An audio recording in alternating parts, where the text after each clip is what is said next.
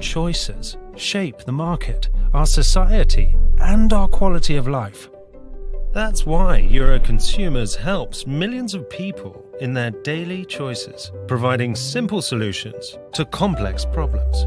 Euroconsumers is a cluster of organizations, a network of people, a group established to protect consumer rights and well-being that brings consumers and companies together in transparent relationships of trust that respect their independence.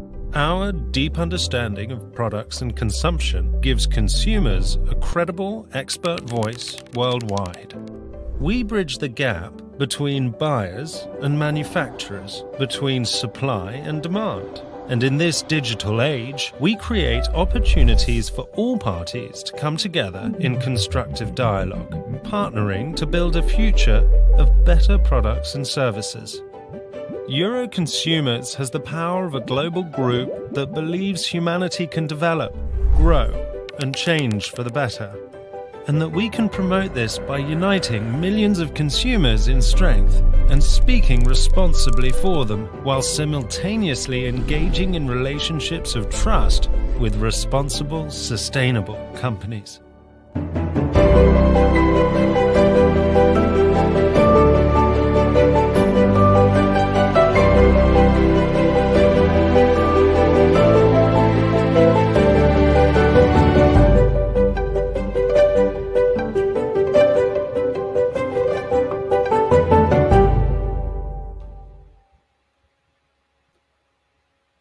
Good afternoon and good morning for those of you joining us all the way from Brazil. Welcome to this month's Euroconsumers webinar, where we're going to start talking about inflation and the impact that it's having on consumers and what we're going to do about that.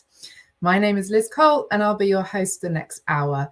I'm really pleased to have an excellent panel of three very distinguished guests with us today, and an equally excellent audience who will be watching and also participating in the webinar. So if you could please send in your questions in the comments box, and we'll get to them as we talk through the issues today.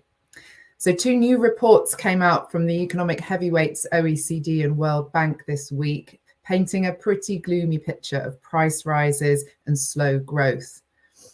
The drivers of this are multiple. We've had lots of supply chain shocks and bottlenecks. There are labour market problems, and there are, of course, huge energy and foods supply shocks caused mostly by the war taking place now in Ukraine.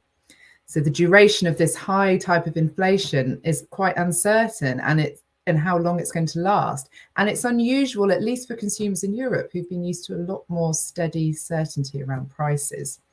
So today we're going to find out what the impact of this inflation rises is on consumers and what can be done to make things more bearable for them today and tomorrow.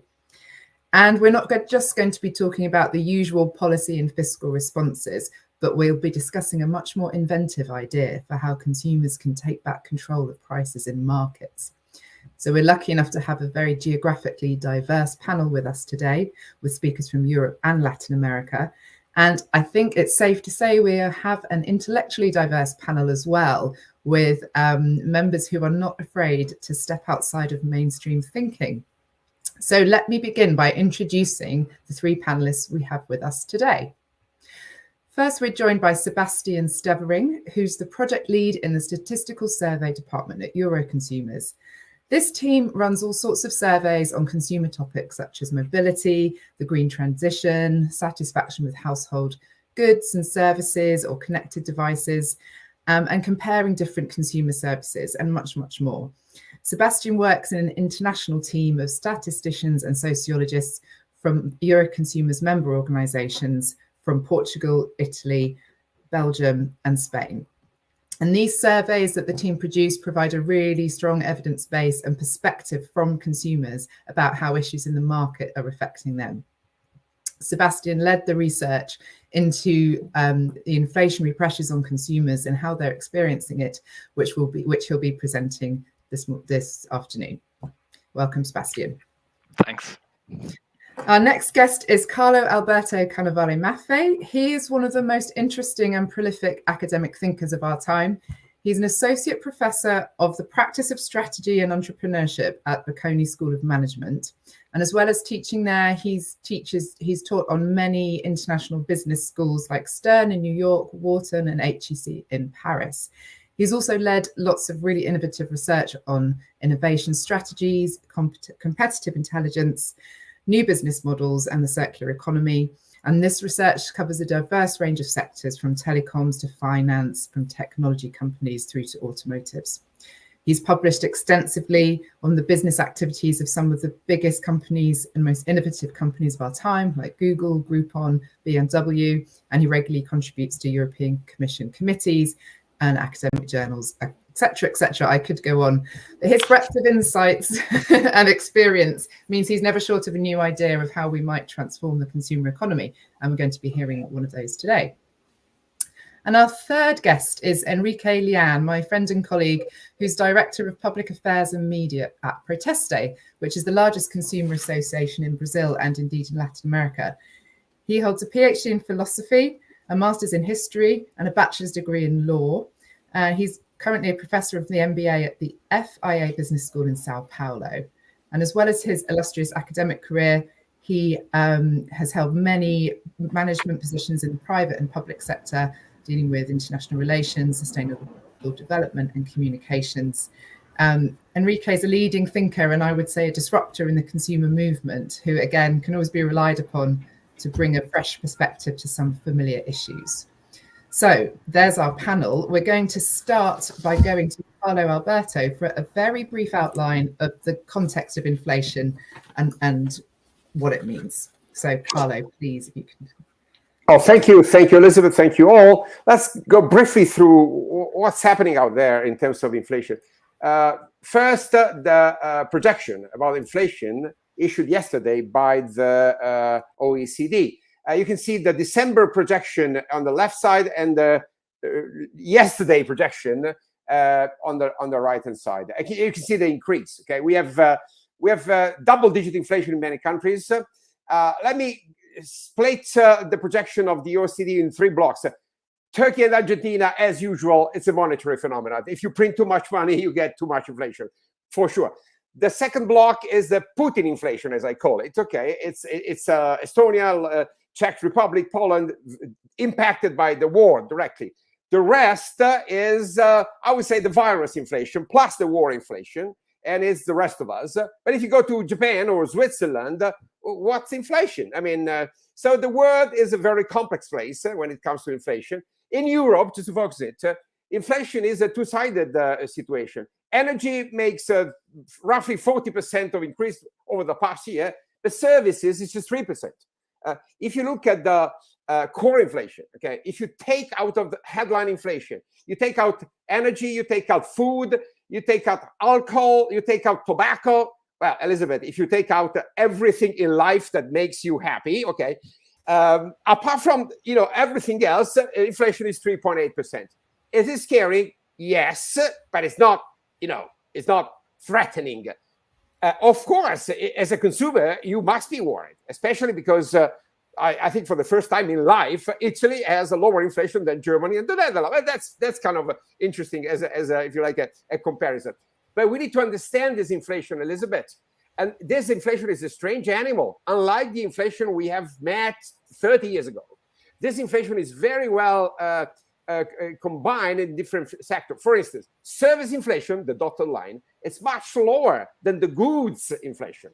So oil, gas, commodities have 3, 4, 5 times more inflation than services. Inflation is very different geographically. In Europe, as you can see, inflation is red and blue, so food and energy. In the US, inflation is endogenous. It's generated by salaries, by prices, by low unemployment. So, for instance, monetary policy will be different because when you are importing inflation, like in Europe, there is very little you can do with monetary policy. Okay? And there's very little you can do to avoid this unavoidable tax on consumers, as opposed to the US, where, the consumer spending has increased and there has been an internal drive to inflation. So again, comparing globally, core inflation in the US is about 6%. In Euro, it's about 3%. In Japan, it's -2. It's deflation, technically speaking. And again, having a single approach to this complex phenomena, it's different. Then, of course, we know which are the main drivers of inflation, especially in Europe: food and energy. These are the data, and you can see in the past 6 months. It's not just the war. Food and oil started to increase last year. So, the invasion of Ukraine made it worse, much worse. And it's unacceptable, it's criminal. But as an economist, I have to tell you that it's not because of the war. It's because of a complex set of phenomena started with commodity prices, energy prices, base metals. And we expect, honestly, that this peak in commodity prices will be reabsorbed over the next few months. Today, price of gas is 1/3 of the peaks. Okay? It's still 5 times higher than 1 year ago, but it's 1/3. Oil, it's at the peaks level, but it is very unlikely that we'll go to $200 a barrel. So inflation is threatening, or is worrying, because it's lasting much longer than expected. There are other elements of inflation. Logistics, for instance. China, the factory of the world, managed the second phase of the COVID very badly. They've been in lockdown for weeks. This is the picture of the Shanghai harbor, with millions of containers blocked. And when you're running short of supply, of course you have prices going up on everything. If you look at broader picture, this is China in the past few weeks, full of ships and containers blocked because of logistics. These are and I conclude that the expectation of the monetary fund and the consensus economic for the inflation in Europe over the next years. This morning, the ECB issued the expectation for the inflation in Europe, and it speaks like 6.5% over the 2022, 3.5% for the 23, and being basically reabsorbed into 2024. Shall we believe this? Well, let me be skeptical, okay? Because inflation is not accidental. Inflation is a strategy, is a way to put taxes on salaries and on savings, basically, because we need to reabsorb the huge amount of debt that we have been issuing. There is a mother of the inflation, let me conclude, and this mother is Christine Lagarde. Madame Christine has bought something like 8,700 billions worth of assets in Europe, equal to 82% of the GDP of Europe. It is an unprecedented amount of monetary easing and so on and so forth. The monetary base expanded 11% per year against a GDP expansion of 2.5% per year. So we are printing too much money internally, and this, of course, creates some sort of asset bubble. Expect it to be reabsorbed. This morning, the ECB announced a little step into the real policy rate. They will be increased in July. They will be probably normalized by September. So is inflation on the road to be reabsorbed? Probably yes, but it will last for much longer than expected. I pass you the control. Thank you very much. Thank you very much. That was great. And I think thinking about it as a tax on savings and wages is a really interesting perspective, and maybe not one that's out there in the traditional narrative. So there's some of the top level big picture figures which the economists with all their data are creating. But what about real people? So this is where we're going to hear from Sebastian about the results of the survey that Euroconsumers carried out with consumers in Belgium, Portugal, Italy, Spain, and Brazil to ask them about their real life experiences of what this inflation feels like and what it means for them in their households and spending. So over to you, Sebastian. Thank you very much, Liz, and for your insights, Carlo Alberto. I'll share my screen. Perfect.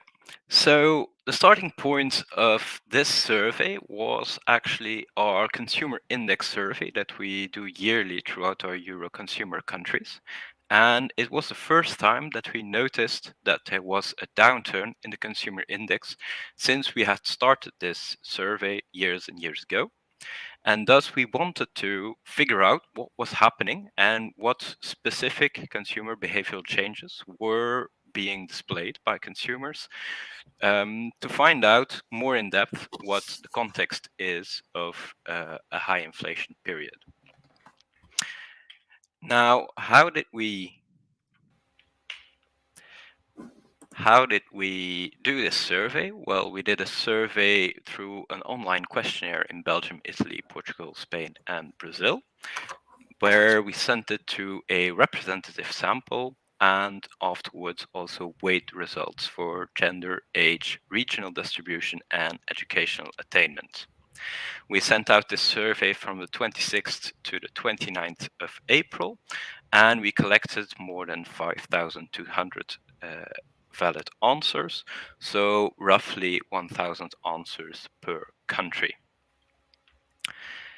Now, we did this survey by measuring 5 dimensions, being home and energy, mobility, nutrition, healthcare, and leisure and culture. Here you can see the first one of those, and this is home and energy, where we see that 1/2 of the respondents have turned their heating lower during the winter to save on energy, which is one of the most classical behaviors and of course also one of the most impactful given the rising prices on natural gas and oil. Furthermore, we've also seen that 43% of the European consumers stated that they've switched off appliances or avoided using them to save on their electricity costs as well. In terms of mobility, we've seen that consumers have been avoiding to use their car to deal with the ongoing fuel price increases.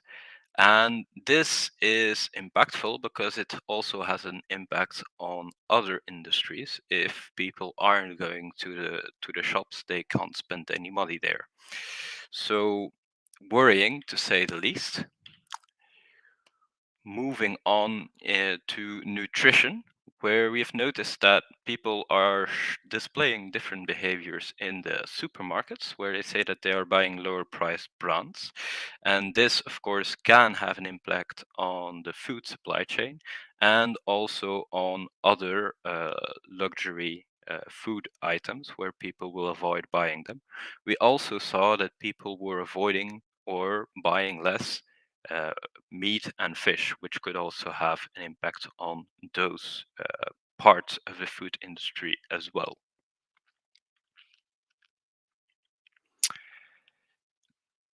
We've noticed in terms of healthcare that consumers have cancelled or postponed medical consultations.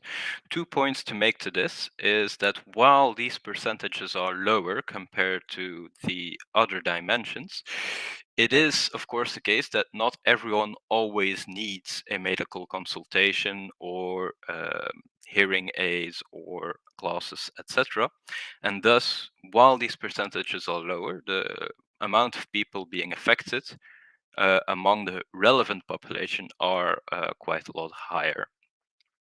The second point to make is that the financial situation is, of course, a determining factor in people displaying more or less of these saving behaviors, and the spread between those of a in a more difficult financial situation and a more comfortable financial situation was the highest in the dimension healthcare.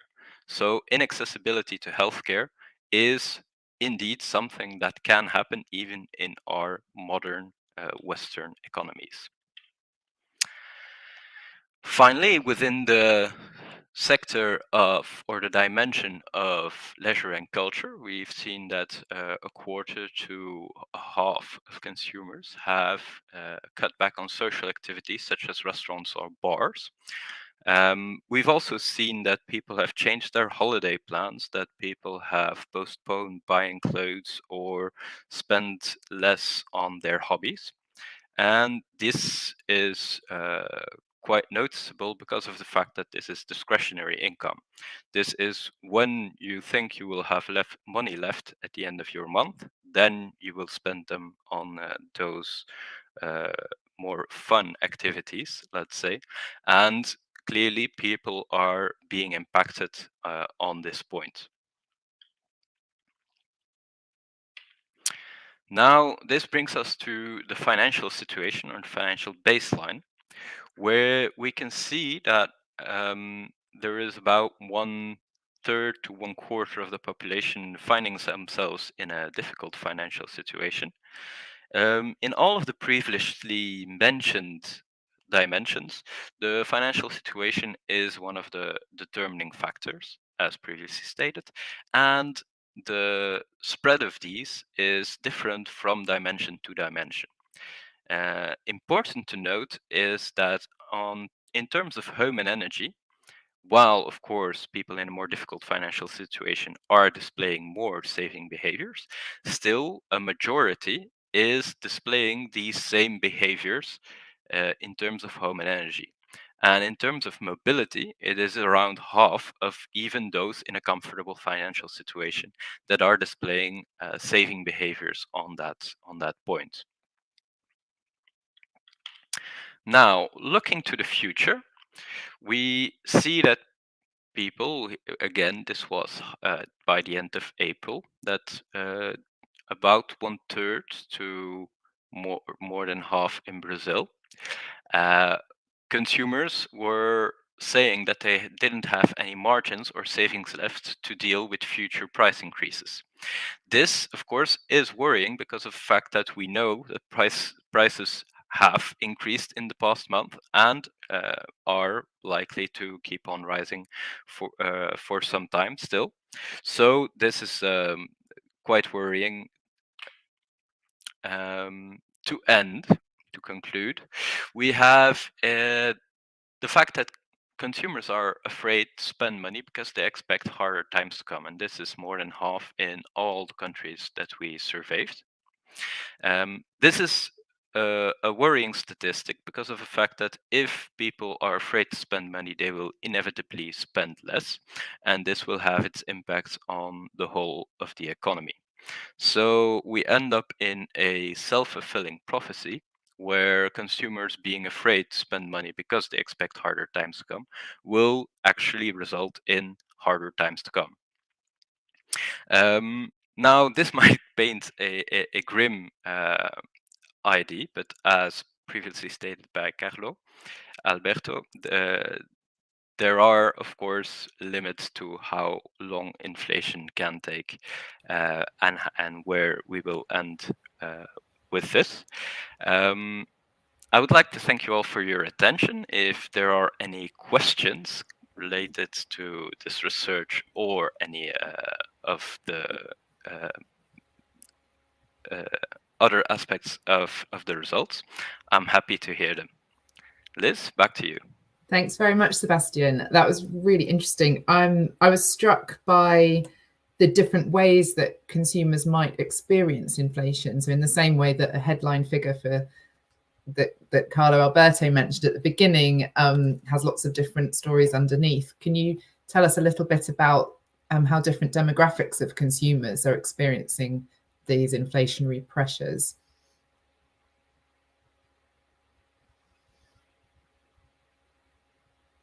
Yes, sure. So what we have noticed is that in any case, financial situation is the determining factor.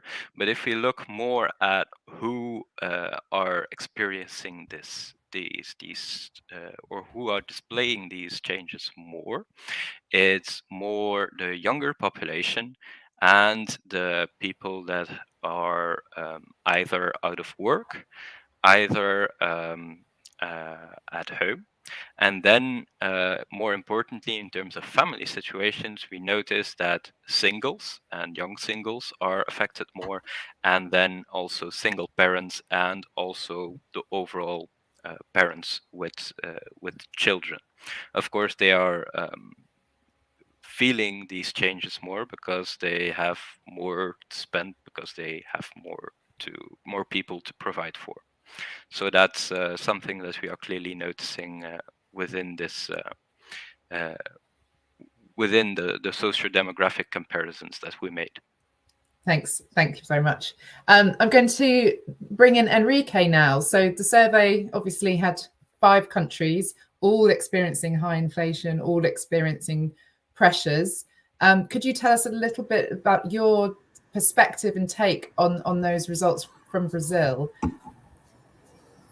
Thank you very much, Liz, and thank you, Professor Carnevale Maffei, and to my colleague, Sebastian, for the insights. Yes, Brazil, as we know, is a middle-income country and a middle power, so to say. We have a GDP of around $1.4 trillion, 65% coming from the inner market, coming from services, and only 17% coming from our exports. When I say a middle power, I mean we have a large territory, a fantastic natural resources, a huge population and inner market, a population of around 210 million people, which on the other hand is nothing compared to 1.4 billion from both China and India. But on the other hand, we are very dependent on a few commodities like soil, meat, and minerals. So I think we can state that when the world economy is doing well, Brazil has a pretty good chance of doing well as well, depending on the politics and strategies, of course. But when the world is not doing well, we have no chance whatsoever of doing well. And that's exactly what's happening now. Coming to inflation, unfortunately, Brazil knows inflation intimately. It's an old friend. In the 1970s, during the military dictatorship regime, we lived a period of progress named as the Brazilian miracle because of the huge investments from the military in infrastructure mainly. But even at that time, our annual inflation was around 46%. The next decade, the 80s, were known as the lost decade for Brazil, with stagflation, stagnation plus inflation, and we reached 2,000% per year in inflation rate. And we started the 1990s in the redemocratization of the country with around 2,400% of yearly inflation. So every finance minister from every new civil government tried a silver bullet in order to try to slow down inflation. And it was finally succeeded in 1993 with the Plano Real conducted by President Fernando Henrique Cardoso, supported by a very strong team of liberal economists who proposed a transition between our old currency, the Cruzados Novos, and the new currency, the Real, with an artificial parity with the US dollar. So at that time, one US dollar corresponded to 1 real. Today, it corresponds to 5 reais. After that, inflation started to escalate again, but very slowly until the pandemic. So pre-pandemics, we were around 6.4% yearly. And with the pandemics, with the shortage, with the shock and the value chains, we reached a double digit again last year with a little more than 10%. And the main villain for this situation is oil. And this is a paradox, as I will try to demonstrate. So with the prices of oil soaring because of the pandemics and mainly to the war, it contaminated all Brazilian economy because, as is well known, our distribution of goods is made via roads by trucks using diesel, and not our own biofuels, but using diesel. Why this is a paradox? Because Brazil produces 85% of the vehicles fuels and 92% of aviation fuels that we consume internally. But we have a policy price supported by Petrobras, our public state company, but publicly open in the exchanges in New York and São Paulo, named the parity prices policy, which follows international market prices.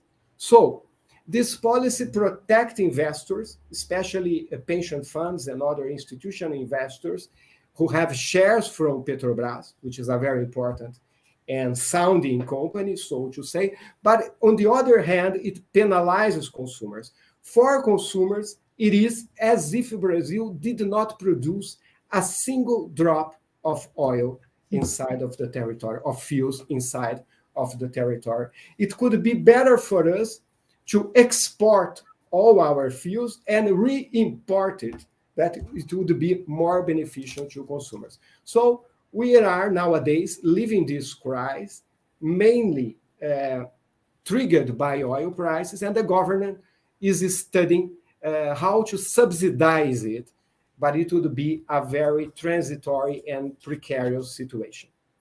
More to come. Thank you, Liz. Thanks very much. I'm going to bring in everyone else now. So we've got a good idea of what the problems are and how they're caused. When we think about traditional solutions and the ways that financial ministries and central banks have tackled inflation, it's been down to things like sorting out the supply problems, trying to take the heat out the market by raising interest rates, or directly providing what we might call cushions for consumers, so subsidies or welfare payments or reducing taxes. I just wanted to get your thoughts on those and how useful you think they are. And Sebastian, particularly in terms of the energy costs and the energy transition which Europe's committed to. Thanks, Liz. Yes, well, what we noticed in the survey as well, when we were asking questions on what effects this have had on the consumer awareness, we noticed that in the countries, 7 in 10 respondents stated that they are more aware of our dependence on fossil fuels because of the rising prices and the war in Ukraine. And this is clearly a moment in history where, because of these rising prices, the ecologic choice can sometimes actually become the economic choice.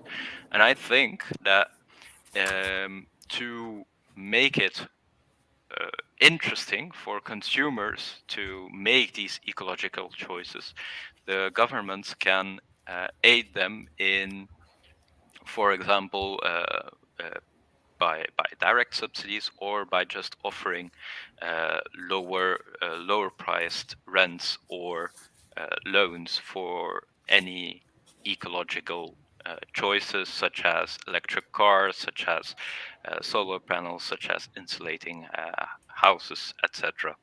I think that in any of those cases, we will be able to first tackle some of the problems with inflation, because we're moving away from the elements that are causing the inflation.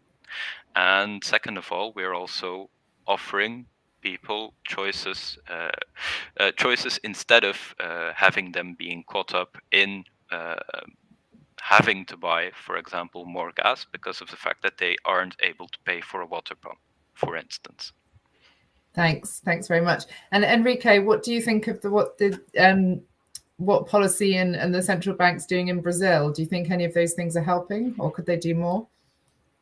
Yes, they are. So we have raised the interest rates in Brazil. We are around 12.75% nowadays, and it is the only way of controlling the inflation, the rising inflation, at least waiting for the world to improve the situation. As I say, we are very dependent of the global value chains, but that's not enough. So we are defending a revision of the oil policies in Brazil, so that not to penalize consumers, because this is the factor that contaminates the economy as a whole.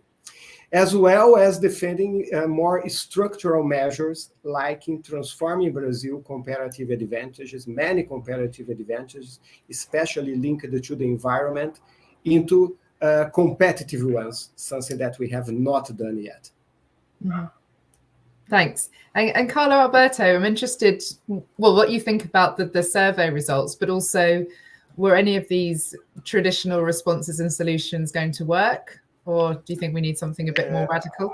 Unfortunately, I have to say that working on prices, especially on energy prices, it's wrong for two reasons. First, it's regressive. So you're helping the poor as well as the rich. So it makes no sense. You are distributing energy. Second, you are touching the very incentive for energy saving, for energy transition. No, you shouldn't be using public resources to lower artificially energy prices. You should support lower income families. That's fine. That's fine. Okay, supporting voucher and subsidy to lower income household makes sense for the time being, but it's not a solution, of course. What we need to work, it's not on the sell side, it's on the demand side, Elizabeth. Okay, and that's what we are discussing here at Euroconsumers. We need to call for a different organizational structure of the consumer organization so that prices will not be, an exogenous factor. Prices will be an element of negotiation. Whenever you aggregate demand, you have higher negotiation power. It's a simple economic law. So I'm calling for the occasion, and we shouldn't be missing this occasion. Inflation is a great occasion to awake people, to make them aware of the fact that prices matter as long as we understand how to use tools, organizational tools. Unlike 20 years ago, we have the organizational tools to put demand in a different position. If you look at what's happening in China, for instance, look at the famous platform. It's called Pinduoduo. Pinduoduo is the largest consumer aggregators in the world. Something like 900 million people, subscriber, that aggregate to buy groceries, basically, out of 16 million agricultural suppliers. It's one of the biggest marketplaces where you don't work on prices. You work on aggregating demand and negotiating volumes and, say, midterm commitment to purchases that makes the market more efficient. So you fight inflation through a different organizational approach rather than calling for subsidy and calling for price caps, which of course are tactical measures and always will be. Okay, it's time, Elizabeth, and I bring it back to you. It's time for organizations like Euroconsumers to make a step ahead in terms of giving the right answer to what we read in the survey.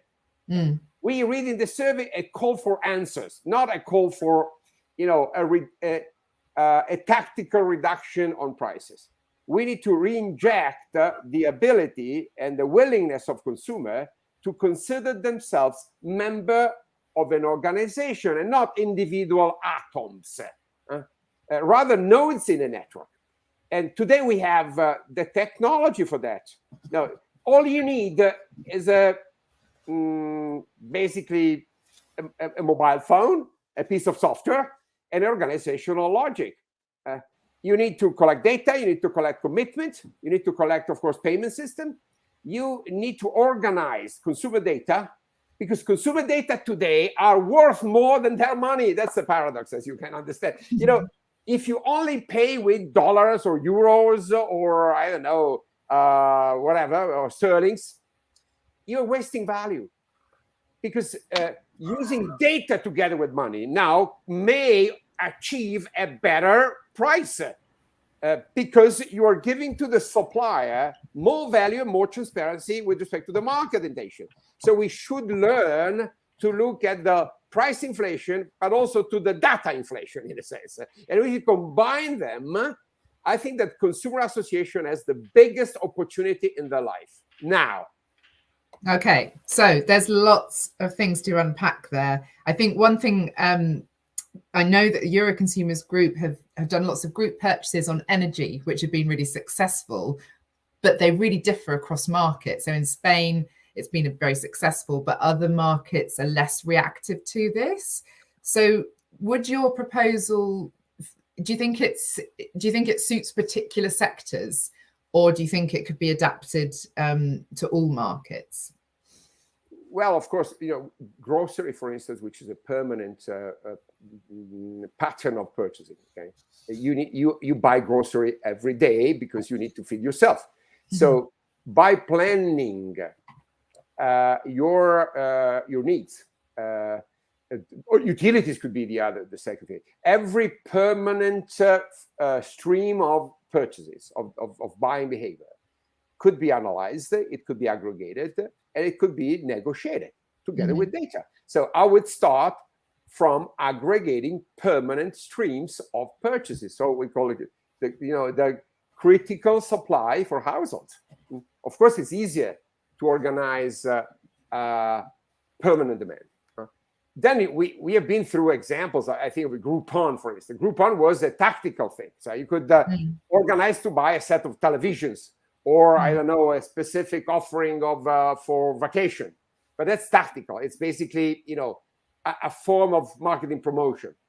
We need structural organizational demand, starting not necessarily from single items or single categories, but rather from the structural needs of households. Those could be, in a sense, it says transformed into a derivative.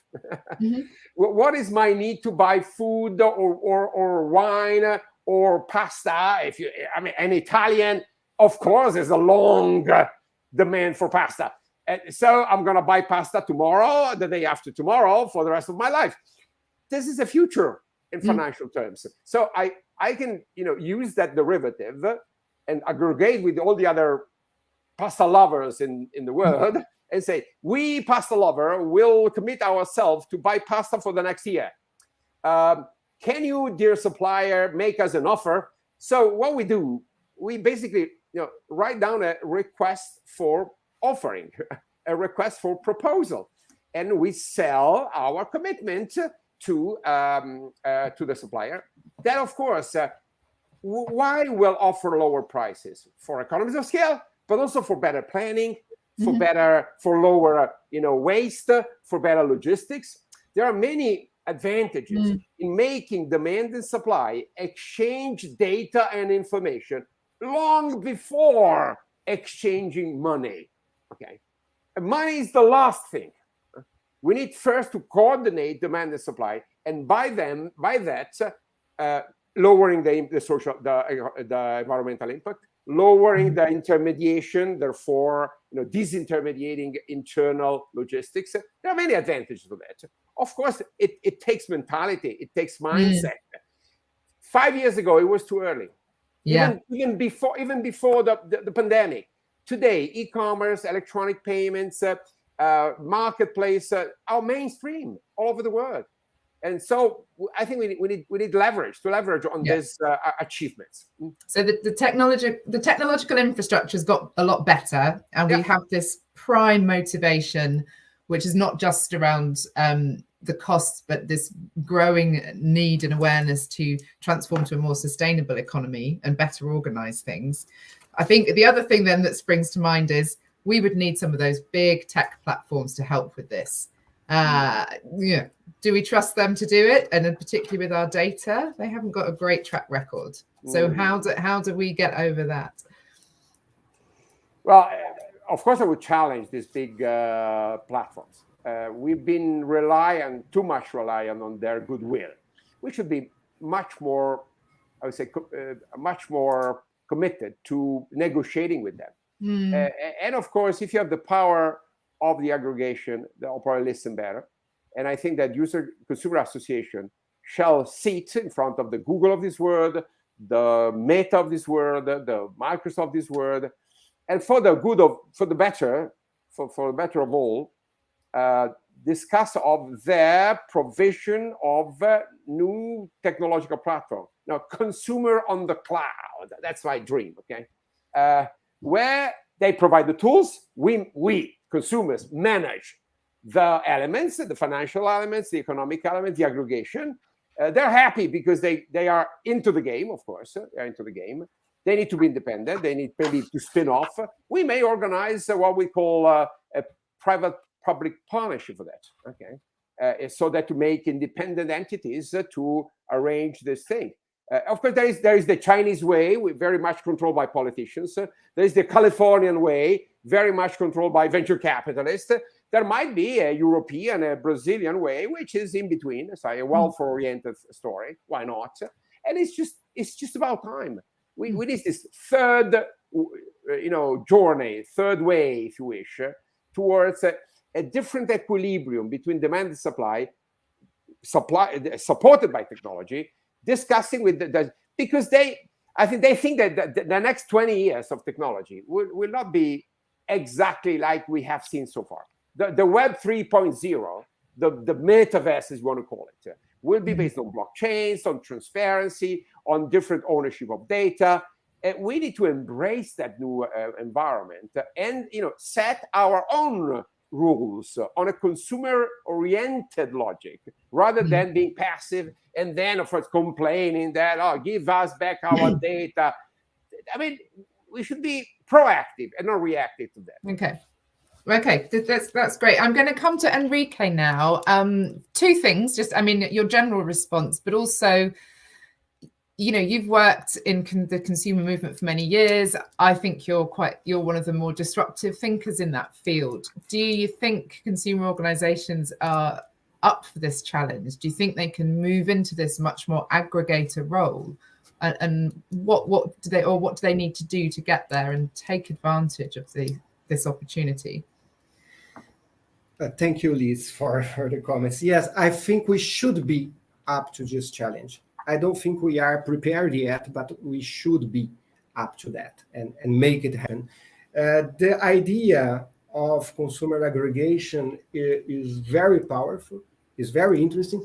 And if you look at a country like Brazil, with so many people with difficulty in the everyday buying, as our survey has pointed out, you think that would be easy, but that's not the point. We used to say in Brazil that the individual is the worst enemy of the citizen, because we have common problems in our communities, in our cities, in our companies, but every one of us think that it is enough to solve the problems alone, by entrepreneurship or by relations with politicians, with companies, etc. I have a friend for many years who is now the president of the National Environmental Council, who has told me for 20 years, the world is changed by two actors, investors and consumers.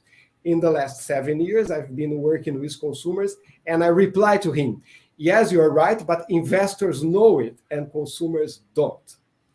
And to make things a little bit more complex, in Brazil, we have consumers, sellers in the single person. So due to the high unemployment levels of the last years, reaching 13%, many street vendors migrated to the internet. So we have the camelódromos, as we know, as we call in Portuguese, digital ones, digital areas with people who are companies of a single person. We call them payment machine people. Even beggars in Brazil accept debit and credit cards. Everybody has a company and has a payment. So we should bring these people together as well, not only consumers. They are selling on Amazon for sure, but they are mainly selling at Mercado Libre or Mercado Livre, who is a digital platform which was born in Argentina and is in Brazil. So you have to unite consumers, but also vendors. Otherwise, we are individuals looking for collective solutions and we'll never find it. I hear you. I just want to ask anyone who's watching from the audience, please do add your comments or questions to any of our panelists, and particularly around this idea of aggregating your consumer power and your purchasing power. Is that something that you could envisage yourself doing, and how would you like that to happen?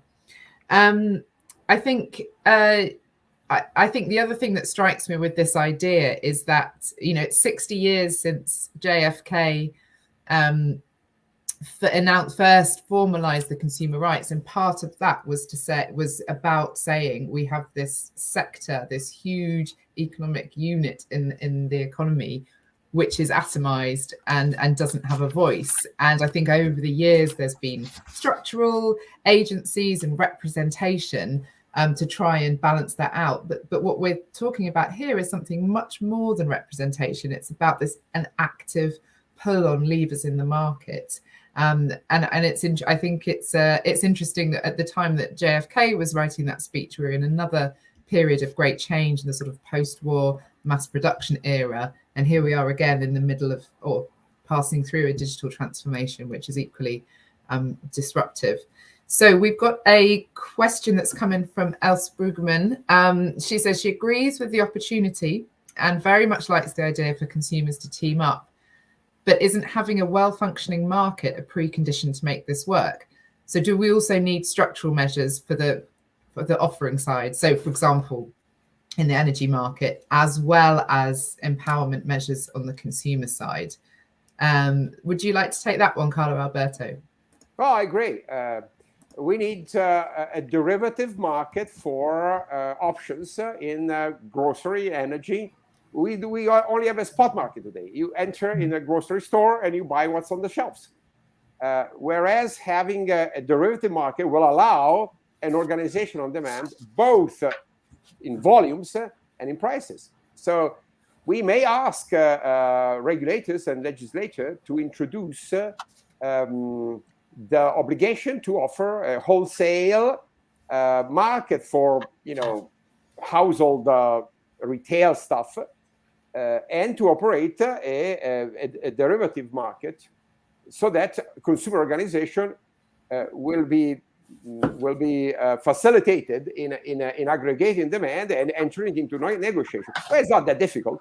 We already have wholesale markets and derivative markets at the professional level and institutional level. Making that available at the retail level, it's not that complicated. Of course, it requires infrastructure, it requires transparency, it requires supervision by authority, but it's not impossible. And of course, again, you know, demand and supply will make little steps ahead, and will educate people. We don't have a technological problem. We have an organizational problem today. We have a mindset problem today. We need to overcome that obstacle. We have all the tools. We lack the commitment. We lack the energy, the impulse to really make this step forward. Regulating market for making consumers aggregate better, for me, is the next generation of consumer protection on the regulatory side. So far, we have regulated spot prices. Just that. We shall be regulating future prices. By the way, Liz, and you know that I anticipated this in our conversation before, even monetary technology will play a role. Now, we have seen this explosion of cyber currencies.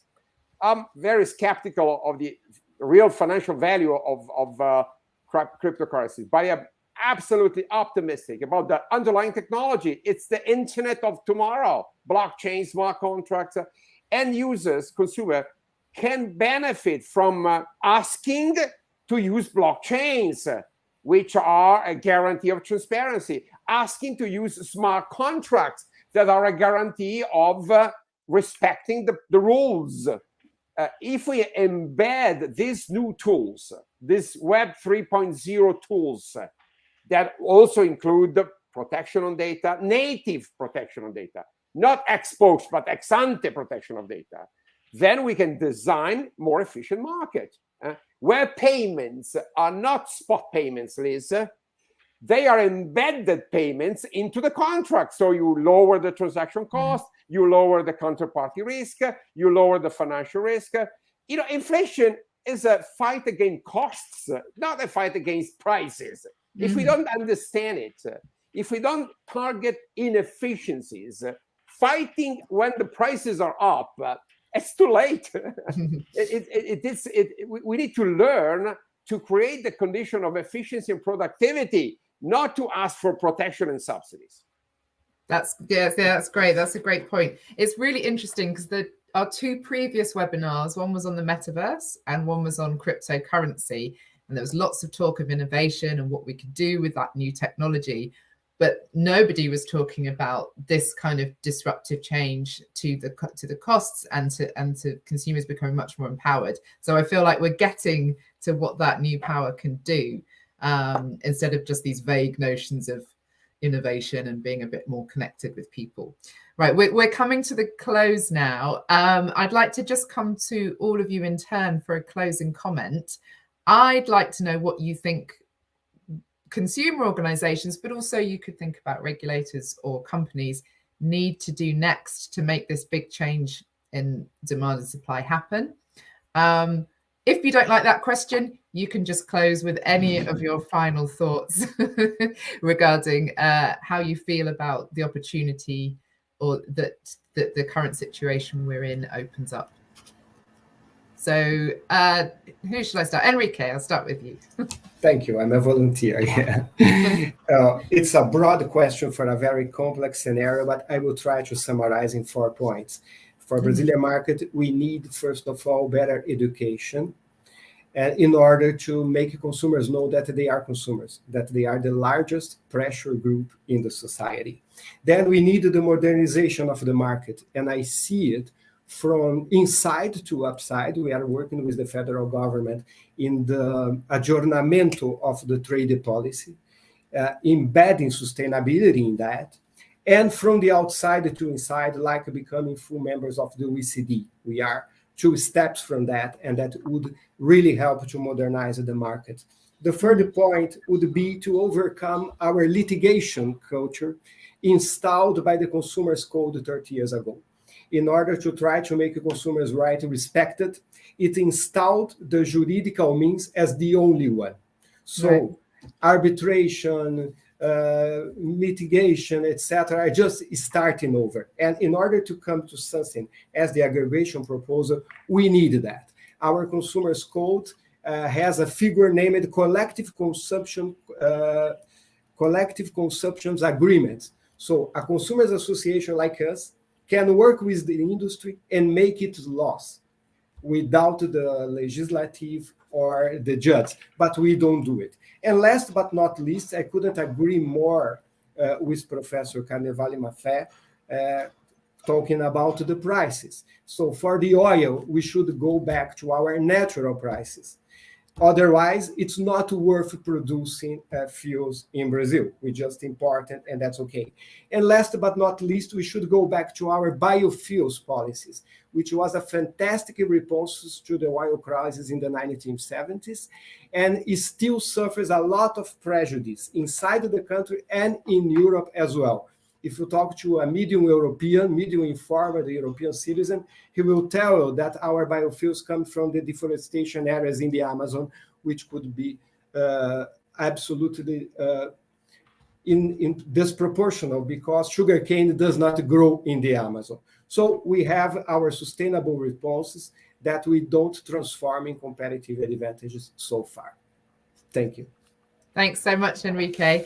I'm going to come to the other 2 speakers now and ask to make a very brief closing comment on what you've heard today. Carlo Alberto, I'll come to you first. Yeah. Just 1 minute, please.